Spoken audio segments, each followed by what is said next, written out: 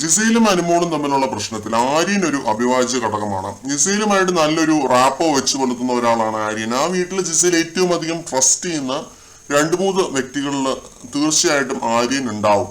അനുമോളുമായിട്ടുള്ള ജിസയിലിന്റെ പ്രശ്നങ്ങളൊക്കെ വഷളായി വന്നപ്പോൾ ഒരു സ്റ്റാൻഡ് എടുക്കാൻ ആര്യൻ നിർബന്ധിതനാവുകയും ആ ചായ്വ് ജിസയിലിലേക്ക് ആയി പോയതുമാണ്.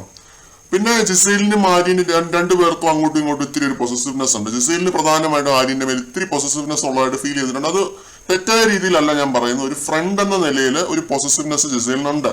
അപ്പോൾ അനുമോളോട് ആര്യൻ നല്ല രീതിയിൽ ഇടപെടുന്ന ഒന്നും ജിസയിലിന് അത്ര ഇഷ്ടമുണ്ടായിരുന്നില്ല.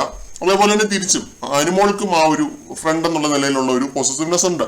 ജിസയിലും അനുമോളും തമ്മിൽ ആശയപരമായ പ്രശ്നങ്ങളും പിന്നെ ഈ വഴക്കും ഒന്നും ഇല്ലായിരുന്നു എന്നുണ്ടെങ്കിൽ എനിക്ക് ഉറപ്പാണ് അനുമോളുടെയും നല്ലൊരു സുഹൃത്തായനെ ആര്യൻ. ഇതിപ്പോ ജയിലിലൊരു ടോപ്പിക് ആയപ്പോ ജിസയിൽ വളരെ കൗതുകത്തോടെ ചോദിക്കുന്നുണ്ട് കേട്ടോ, ആര്യനുമായിട്ട് ലവ് ട്രാക്ക് പിടിക്കാൻ ശ്രമിക്കുന്നുണ്ടായിരുന്നു എന്ന്. ഇതിനെ അനുമോൾ പാടെ നോ എന്ന് പറയുന്നുണ്ട്. പിന്നെ ആ ഒരു പ്രായ വ്യത്യാസം കാര്യങ്ങളൊക്കെ പറയുന്നുണ്ട്, എപ്പോഴും അനുമോൾ പറയാറുള്ളതാണ്. എന്നിട്ട് പിന്നെ ചിരിച്ചുകൊണ്ട് ജിസയിൽ ചോദിക്കുന്നുണ്ട് എങ്ങനെയുള്ള ഒരാളെയാണ് പാർട്ട്ണറായിട്ട് വേണ്ടത് എന്ന്. ജിസയിലിന്റെ ഒരു പ്രത്യേകത ഇതാണ് കേട്ടോ, പെട്ടെന്ന് തന്നെ ഒരു ആളെ അങ്ങ് കയ്യിലെടുക്കാൻ ജിസയിലിന് അറിയാം.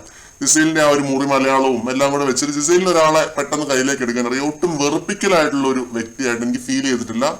അവന് വെറുപ്പിക്കൽ ഗെയിം സ്ട്രാറ്റജിയും ജിസയിൽ അവിടെ കളിക്കുന്നതായിട്ട് എനിക്ക് തോന്നിയിട്ടില്ല.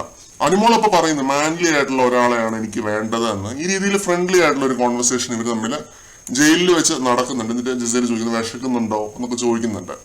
അത് ആ ഒരു ടോൺ, ജിസയിലിന്റെ ആ ടോൺ കേൾക്കാൻ തന്നെ രസമാണ്. വിശക്കുന്നുണ്ടോ അത് കേൾക്കാൻ തന്നെ ഒരു പ്രത്യേക ഒരു വൈബാണ്.